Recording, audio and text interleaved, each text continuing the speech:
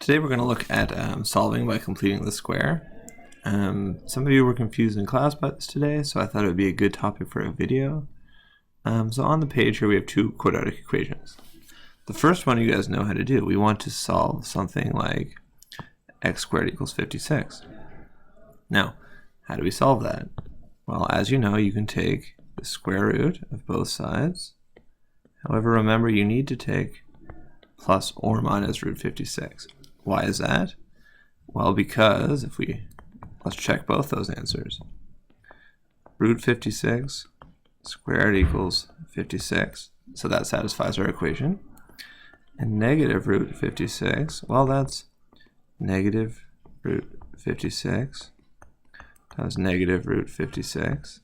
Negative times negative is a positive, so we get positive 56. So quadratic equations in this form have two answers, and you need to include both of them.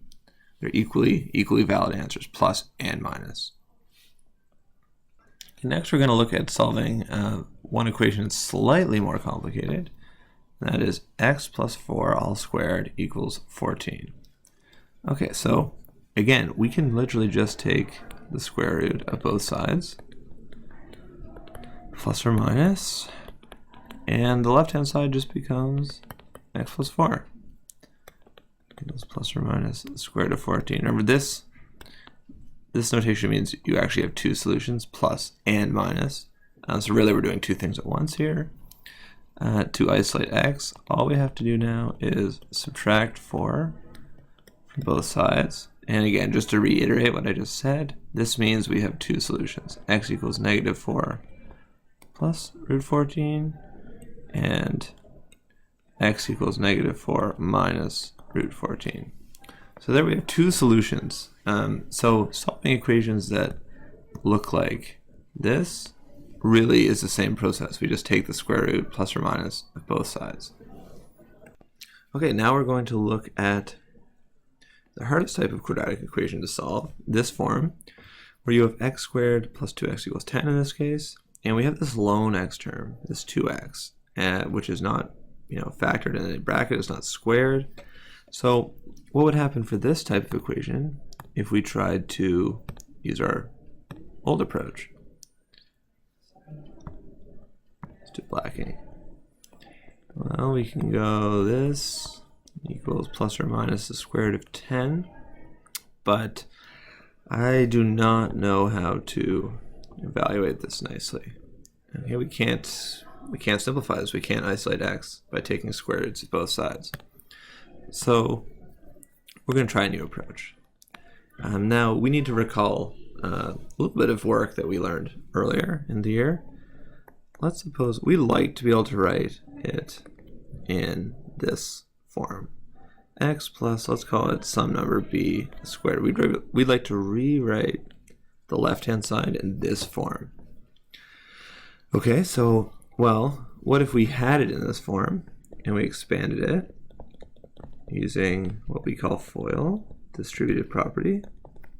So x squared plus 2bx plus b squared. Okay, so it needs to look like this. So whatever's in front of the x term, the x to the power 1 term, is 2 times b. So 2 times the number we're going to put in here. Now, in order to have it in this form, we need to add a b squared. Okay, so in our example, here 2b, that's what's in front of the x term, is 2. Therefore, b is equal to 1. And we need to add on a b squared to each side. Well, it's very easy in this case. B squared is actually equal to 1 as well. Now, what does this mean? Well, as you know, I can add anything I like as long as I add it to both sides of the equation.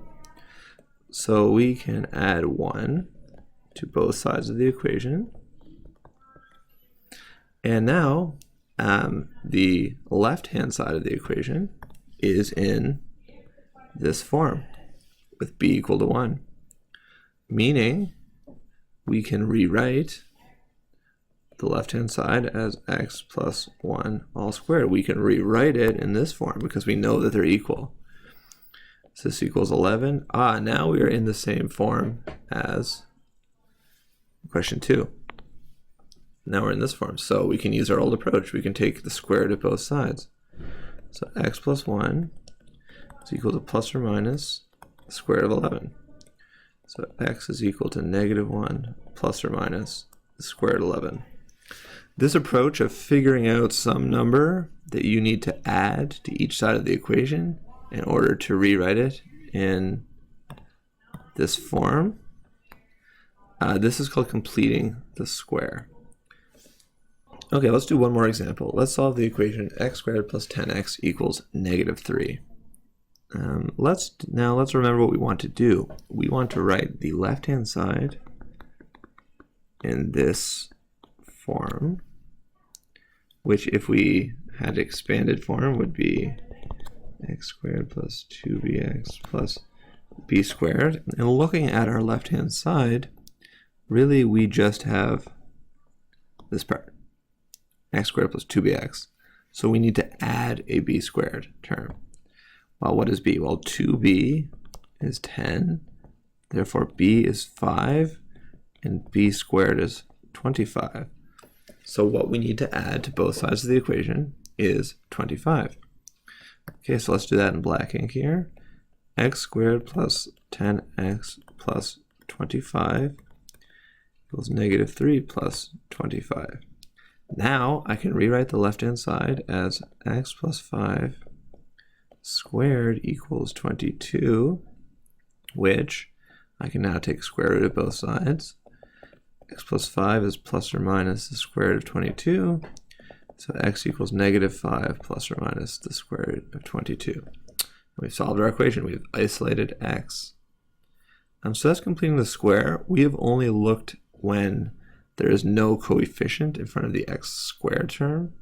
So later on in the course, we will look at solving quadratic equations maybe like this, where, well, that's a bad example because I can factor that. Like this, where now, see, there's this 2 in front of the x squared, and that changes things a little bit, but understanding this basic technique will enable you to solve those. Thanks, and I'll see you guys in class.